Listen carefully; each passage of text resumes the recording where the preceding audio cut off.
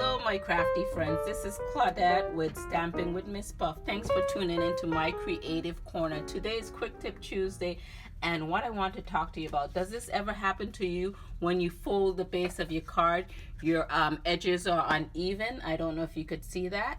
Sometimes you just cut your paper a sliver of an inch off and then those legs are uneven when you fold it. So my crafting friend Tina taught me this early on in the game. Once you have your cardstock cut, you just butt the edges right against a lip. In this case, I'm using the Simply Scored board, and I'm just buttoning it up there, and I'm going to put the top piece down and just hold those two together and then fold it down. And you could take your bone folder and make that crease down there as well. And let's take a look at that edge. It's even.